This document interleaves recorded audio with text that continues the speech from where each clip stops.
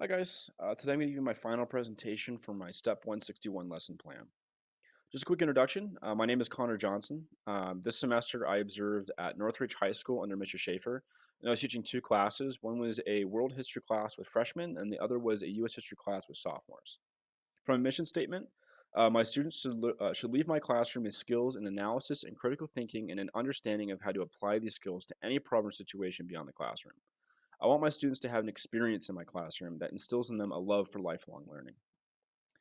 So for my lesson idea, I basically wanted to do a kind of intro to the Holocaust, and I thought a great way to do that would be through the evolution of anti-Semitism in Nazi Germany.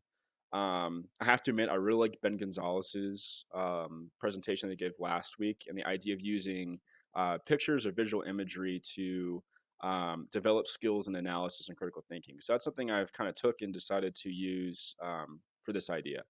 For my objective, students will be able to look at images of key events, develop questions about those images, and analyze them in order to build a general context and timeline for the evolution of anti Semitism in Nazi Germany. For my central question, how do the anti Semitic movements of the 1930s relate to issues around the world today? I wanted to start this off basically with an instructional lecture that I would give prior to the actual activity itself, basically to provide a brief overview or historical context of the Nazis' accumulation of power from 1921 to 1933. I think by doing this, it'll just kind of give a backdrop to the actual activity and not just arrive at activity wondering, what's happened, how did we arrive here, that kind of thing. For the activity itself, I thought I would show a series of images that portray key events or laws associated with the rise of anti Semitic action in Germany leading up to the Holocaust. These images would be scaffolded with questions in order to get students to analyze and critically think about events. So for the first image, I provided a little description on the side here that basically just offers, what we're looking at and a translation of the sign. But I thought a good thing to do here just to basically get the students to answer the who, what, where, and why. So like who's in this image, what are they doing, where are they, why do we think they're there?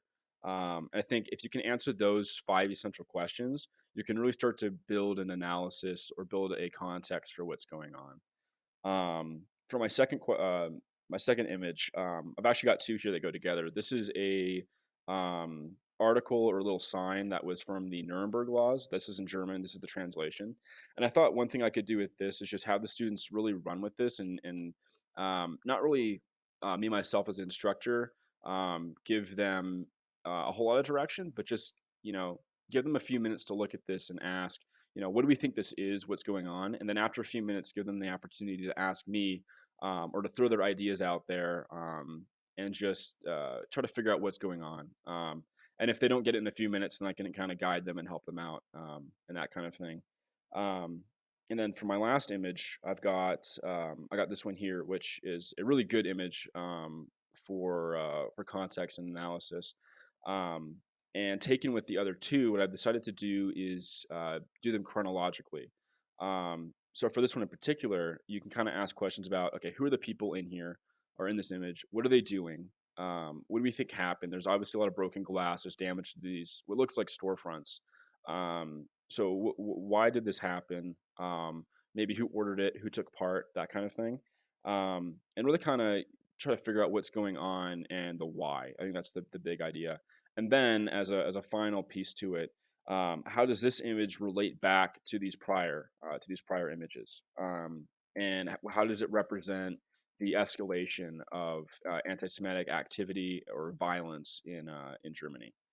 Um, so to do a few modifications for this for CLD students, I think a good way is just to offer translations of the images, particularly the context I provide with them. I think one way to do this would just be to give a handout and then have the translations attached. I could also make this a group activity where I have CLD students paired up with native English speakers. For ADA or ACES students, I think giving them advance prior to it would be a good idea, just because this can be a really heavy topic. And if they want to do a alternative assignment, they could do that as well. Maybe just coming up with their own idea or picking out their own images of things they're interested in that are preferably related to the time period. That just allows them to also do historical analysis and critical thinking.